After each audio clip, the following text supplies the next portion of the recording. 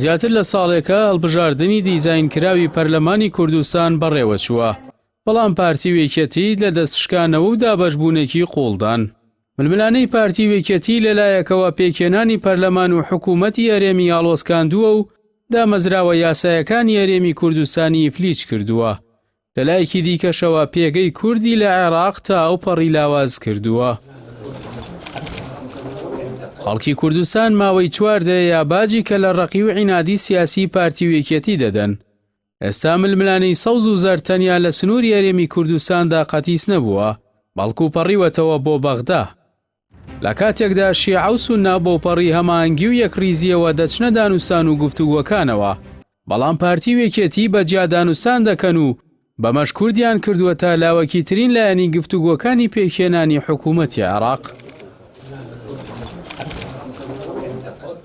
چوارچێوەی هەماهەنگی شیعەکان کە نزیکەی 4 ساڵە دامەزراوە و هەموو هێزەکانی شیعە جگە لە ڕەوتەکەی موقتەدا سەدر تێیدا ئەندامن، یەکگرتووترین دەستن لە عێراقدا و پێکەوە بەرگری لە بەرژەوەندیەکانیان دەکەن و ئێستاش زیاتر لە 170 کورسی پەرلەمانیان هەیە.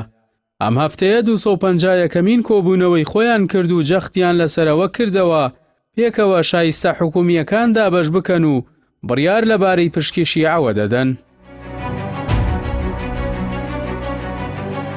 سونەکانی عێراق کە ساڵانێکە شیر و تیر لە یەک دەسوون، هەر لە دوای ڕاگەیاندنی ئەنجامی کۆتایی هەڵبژاردن، هاوپەیمانەتیەکیان بە ناوی ئەنجومەنی سیاسی نەتەوەیی دروست کرد کە 5 هێزی سەرەکی پێک دێن و زیاتر لە 70 کورسیان هەیە.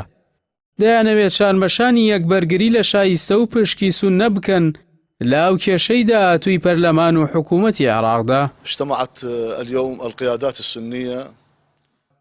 شیعە و سونە خوازیاری گواستنەوەیەکی خێرا و بە پلانی دەسەڵاتن لە عێراق، بۆ ئەم مەبەستەش خۆیان لەگەڵ دۆخی ناجێگیری ناوچەکە و جیهاندا گونجاندووە و وێنەیەکی تەواوی یەکگرتووی ڕێکخراوەیی نیشان دەدەن.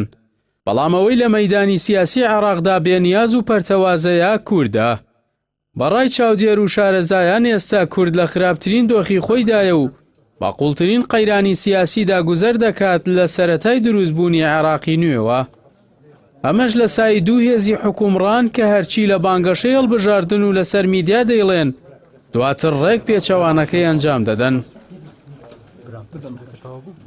ساڵانێکە پارتی وێکێتی سیاسەتی یەکتر قبوڵ نەکردن و ملشکاندنی یەکتر و سڕینەوە پەیڕەو دەکەن.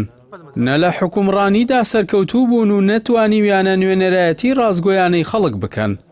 ئەوەی بیستویانە تەنیا بەرژەوەندی خۆیان و کۆمپانیاکان و پشکێنەی دەسەڵات بووە و خواست و ئامانجیان تەنیا بەشکردنی کێکەکە بووە. لەم پێناوەشدا باجیان بە خەڵک و هاوڵاتیان داوە و بە سەرشانیاندا سەرکەوتون.